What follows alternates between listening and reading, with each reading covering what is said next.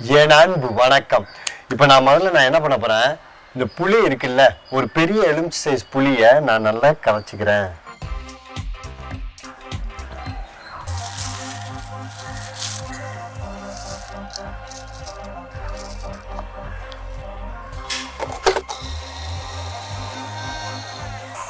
Okay, இது பார்த்தீங்கன்னா எவ்வளோ ஃபைனாக வந்திருக்கு பாருங்க பாருங்க, எவ்வளோ சூப்பராக ஃபைனாக வந்திருக்கு பார்த்தீங்களா. ஸோ இது சூப்பராக இருக்குது. நான் பார்த்தீங்கன்னா நான் உங்ககிட்ட ஒரு கை அளவுன்னு நான் சொல்லிவிட்டு எல்லாத்தையுமே நான் எடுத்துட்டேன். காரணம் என்னென்னா, கொஞ்சம் ஒரு டேபிள் ஸ்பூனோ எவ்வளோ தேவையோ நம்ம குழம்பு போட்டுட்டு மிச்சம் இருக்குது இல்லை, இது எத்தனை நாள் ஆனாலும் கெட்டு போகாத ஒரு விஷயம்.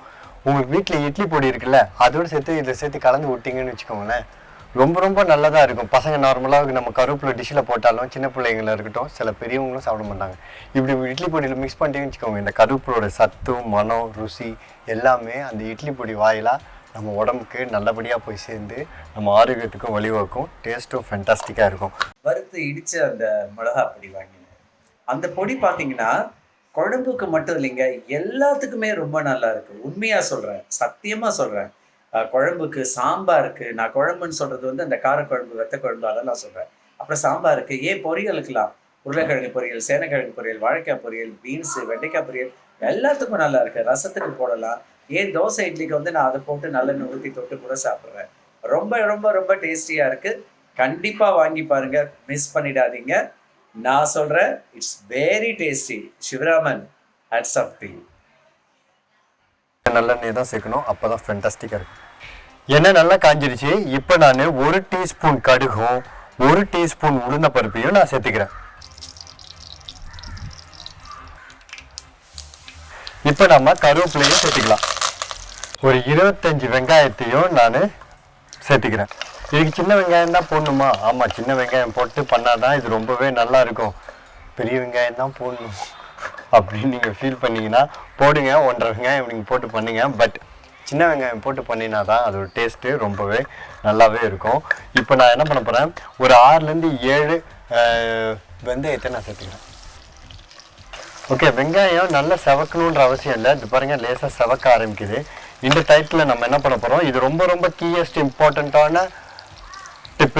இது என்னென்னா, நான் வந்து சாம்பார் மசாலாவை, சாம்பார் பொடி அதை சேர்த்துக்க போகிறேன். உங்கள் வீட்டில் குழம்பு மிளகாத்தூள் இருந்தால் அதை நீங்கள் சேர்த்துக்கோங்க.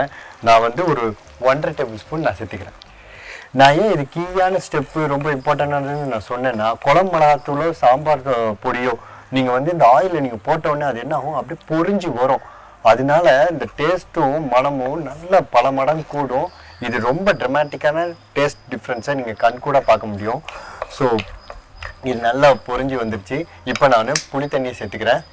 இந்த புளிக்குழம்பு, வத்த குழம்பு, காரக்குழம்பு, மீன் குழம்பு எதுவாக இருந்தாலும் சரி, அதை நீங்கள் வந்து ஒரு மண் பாத்திரத்தில், ஏதாவது ஒரு மண் பாத்திரத்தில் நீங்கள் வச்சு சாப்பிட்டீங்கன்னா அது கண்டிப்பாக டேஸ்ட் டிஃப்ரென்ஸை நீங்கள் கன்ஃபார்மாக நல்லாவே பார்க்க முடியும். அது இல்லாமல் நான் சொன்ன குழம்புகள்லாம் இருக்குல்ல, இது பண்ண அன்றைக்கே சாப்பிட்டா எக்ஸலண்ட்டாக இருக்கும், மறுநாள் சாப்பிட்டா எக்ஸ்ட்ராடினரியாக இருக்கும். சீரியஸ், அதோட அந்த ஒரு நாள் கழித்து அந்த டேஸ்ட் சாப்பிடும்போது அந்த டேஸ்ட்டோட அலாதியே வேறு லெவலில் இருக்கும். நீங்கள் கன்ஃபார்மாக ட்ரை பண்ணி பாருங்கள். ஸோ இப்போ நான் என்ன பண்ண போகிறேன், தேவையான உப்பை சேர்த்துக்க போகிறேன்.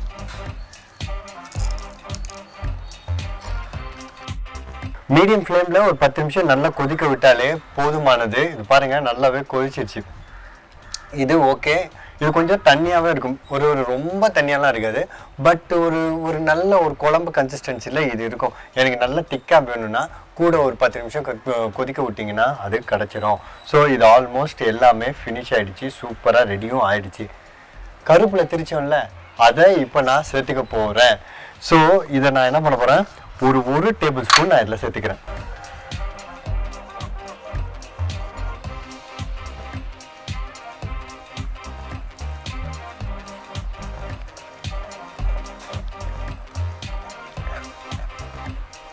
நான் ஏன் கருவேப்பிலை தூளோட மிளகு சேர்த்தேன் தெரியுமா? கண்டிப்பாக உங்களுக்கு நிறைய பேருக்கு இது தெரியும், ஆனால் தெரியாமல் இருக்கிறதுக்கும் வாய்ப்பு இருக்குது. அப்படி உங்களுக்கு தெரியாமல் இருக்கா? Welcome to SivaRaman kitchen.